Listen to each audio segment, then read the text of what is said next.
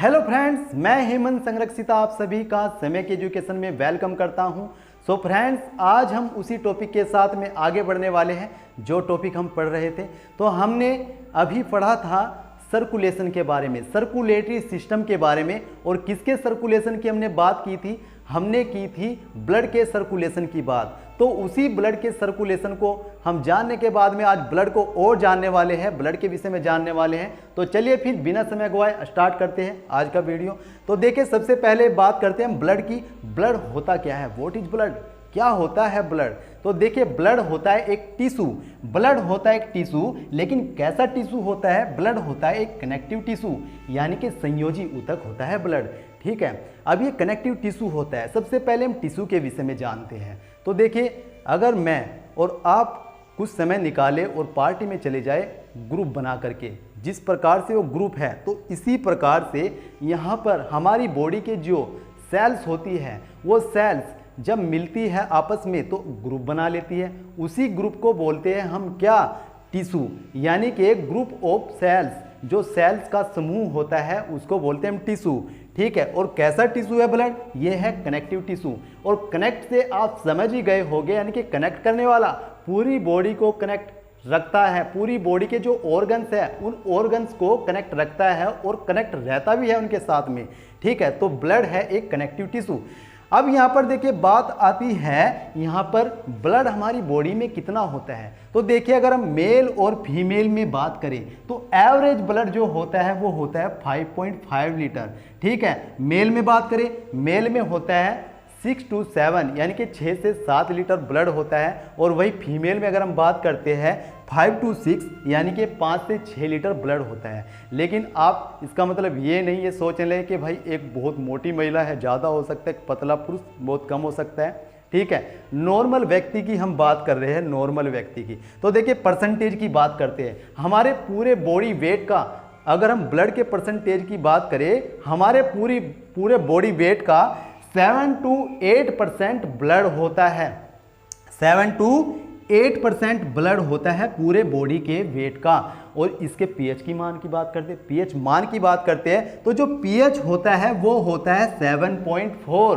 PH होता है 7.4। अब ये पीएच क्या होता है? देखिए, ये होता है पोटेंसी ऑफ हाइड्रोजन, यानी कि हाइड्रोजन की पोटेंसी। ये एक स्केल होता है, स्केल होता है मापने का। ठीक है, और यहाँ पर अगर हम बात करें तो देखिए 0 to 14 तक का स्केल होता है मापने के लिए। और यहाँ पर 7 ये बीच में है, ये है न्यूट्रल, यानी कि उदासीन स्थिति। और अगर 0 से लेकर के 7 तक की किसी की भी वैल्यू होती है तो ये होता है कैसा? एसिड, यानी कि अम्लीय। ठीक है, और यहाँ पर अगर 7 to 14 वैल्यू होती है किसी भी चीज़ की तो वो होता है बेसिक। और हमारा जो ब्लड है वो क्या है? 7.4, यानी कि 7 और 14 के बीच में है, लिटल अक्षारीय है। ठीक है, लिटल बेसिक अक्षारीय बोलेंगे हम इसको, लिटल बेसिक अक्षारीय हमारा ब्लड होता है।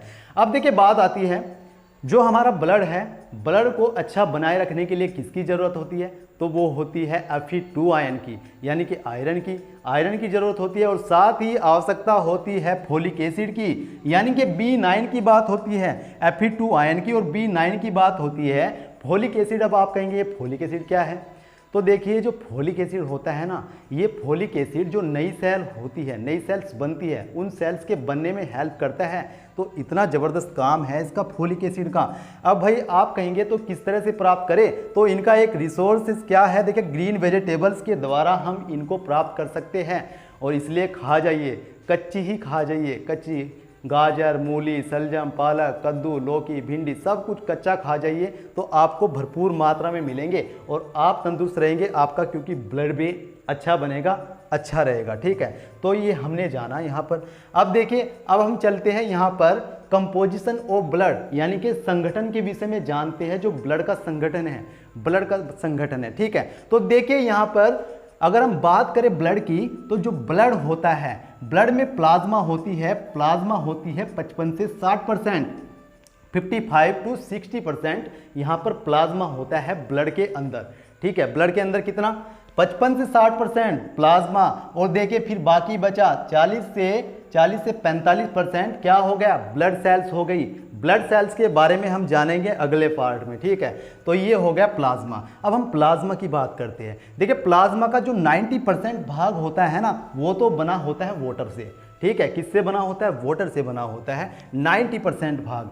और बाकी देखिए, बाकी होता है प्रोटीन हो गया, साल्ट हो गए, आयंस हो गए, ठीक है, तो उनसे बना होता है, ठीक है। तो ये बनता है क्या? प्लाज्मा 90% वाटर, बाकी ये सब कुछ। अब यहाँ पर देखिए बात करते हैं हम किसकी? प्लाज्मा के वर्क की बात करते हैं। प्लाज्मा का कार्य बहुत ही ज़बरदस्त है फ्रेंड। अब देखिए आप चौंक जाएंगे, तो चलिए देखिए।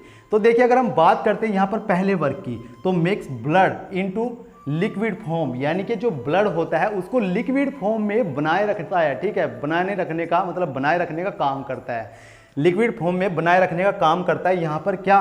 प्लाज्मा द्रवीय फॉर्म में बनाए रखने का काम करता है। तो देखिए कितना ज़बरदस्त काम है, ठीक है। दूसरा यहाँ पर देखिए मेंटेन बॉडी टेम्परेचर, हमारी बॉडी का जो टेम्परेचर होता है उसको मेंटेन करने का काम करता है, ठीक है। आपने देखा होगा जब सर्दी लगती है तो हम ऐसे करते हैं, ऐसे करते हैं, तो देखिए वो जो कपकपी आती है, तो इस तरह से ये मेंटेन करने का काम करता है हमारे शरीर के, हमारे बॉडी के टेम्परेचर को।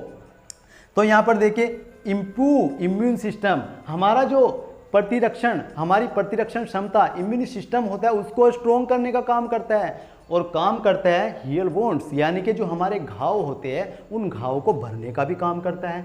और देखिए इसी के अंदर, यानी कि जो हमारा प्लाज्मा होता है इसके अंदर पाया जाता है फाइब्रिनोजेन प्रोटीन। फाइब्रिनोजेन प्रोटीन क्या होता है? ये कैसा प्रोटीन है? तो देखिए जब हमें कहीं पर चोट लगती है या कहीं पर कट लगता है तो उस दौरान खून निकलता है, और उस खून को बहते हुए रोकने के लिए, बहने से रोकने के लिए उस खून के ऊपर एक थक्का जमना शुरू हो जाता है, जो बाहर आता है निकल के, बाहरी साइड में थक्का बनना शुरू हो जाता है। और उस थक्का बनने के लिए यही प्रोटीन जिम्मेदार होता है, जिसको हम कहते हैं फाइब्रिनोजेन प्रोटीन। ये बाहरी साइड में रक्त का थक्का बना देता है, अंदर की साइड में नहीं। अंदर की साइड में एक प्रोटीन और काम करता है, उसके विषय में हम जब प्रोटीन्स वगैरह पढ़ेंगे तो मैं बताऊंगा, हिपेरिन प्रोटीन, ठीक है, जो अंदर रक्त का थक्का नहीं बनने देता।